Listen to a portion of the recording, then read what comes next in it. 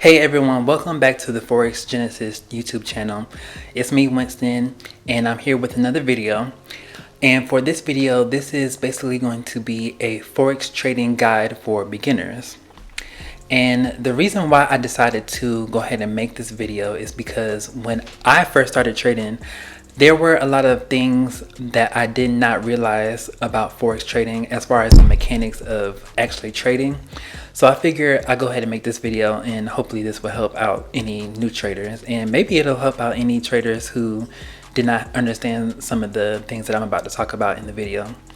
So I'm gonna go ahead and get started, and I do have a poll for everyone at the end of the video, so make sure you stay tuned for that. Alright, so let's go ahead and get started. The first thing that I'm going to be talking about is the spread. There's going to be two prices, the bid price and the ask price. And normally that is going to be the case with anything that you can trade as far as stocks, bonds, ETFs, anything of that nature that you can trade. There's always going to be a bid and an ask price. So the bid is the price at which the broker is willing to pay. The ask price is the price at which the seller is willing to take. So when you go long on a trade, you will buy at the ask price, and when you go short on a trade, you will sell at the bid price. So your entry on your trade will result in a loss, and you won't be in profit until the bid price is over the entry price on long trades and the ask price is below the entry price on short trades. So I went ahead and created this illustration here. This is the spread on a Forex pair. So as you can see, the ask price is 1.00810 and the bid price here is 1.00801. If you subtract the bid price from the ask price, you will have a 9 pip spread. So let's say if you wanted to enter the trade with a 0.1 lot size, you will take that lot size and you will multiply that by the -9 spread, which will give you the entry of a -0.9 lot size. So just always keep in mind, if you enter a trade and you see an immediate loss, don't panic. Just let your trade continue until you are in profit. So now let's talk about high spreads. Sometimes you'll come across high spreads on a pair. Whenever you see this, it's not a good idea to trade during this time. And there are two reasons why this can happen, and I'm going to go ahead and get into that now. So one reason why you might see a high spread on a pair is due to a major news event. So let's say, for example, there is a terrorist attack in the US. If you pay attention to any pair that has the USD, you may see either a high spread or you may see a significant increase or decrease depending on how the pair is set up. So you definitely don't want to trade when you see a high spread or you can see a significant drop in value. Another reason why you might see a high spread is due to the end of day. Normally during the end of the day, you will have what you call a swap charge, which is what I'm gonna be talking about in the upcoming slides in this video. So that is the cause of a high spread due to the amount of traders who are closing out of their orders. So you never want to trade during these times. So here, and this is why I tell you not to trade when you see high spreads.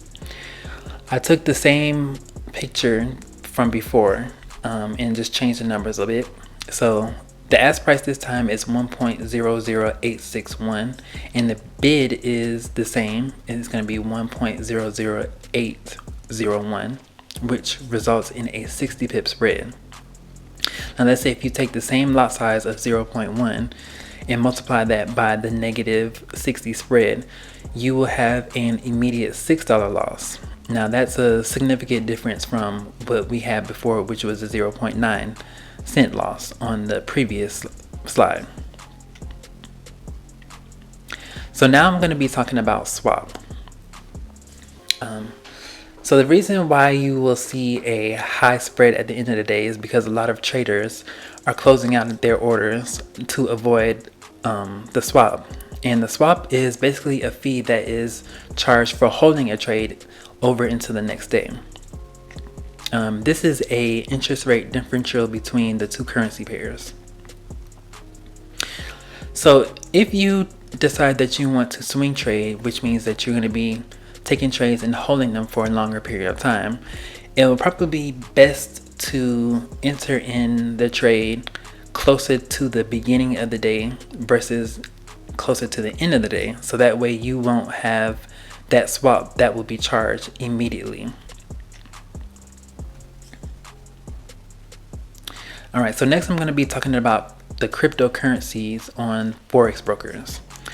So some Forex brokers do offer cryptocurrency pairs. This may be good for traders who swing trade due to the return on investment that you can get if you can get in profit on one of these pairs.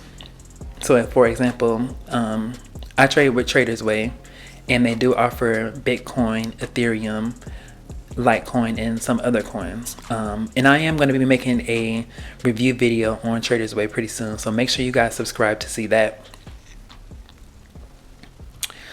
One thing to keep in mind with these cryptocurrency pairs is that you do not actually own the cryptocurrency. You invest through a broker whose main focus is on Forex. So if you are interested in investing in cryptocurrency and actually owning that cryptocurrency, you should invest through a broker that offers a wallet such as Coinbase, Binance, and other brokers. So intraday traders are traders who place trades during the day, and they will normally close out their trades before the end of the day. Swing traders are the long-term traders who will hold trades for days, weeks, and sometimes even months.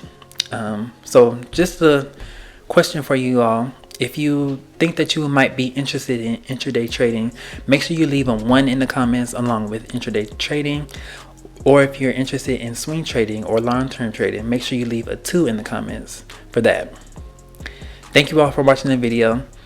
Make sure you guys subscribe. I will be having the review video coming up soon on Traders Way, and see you next time.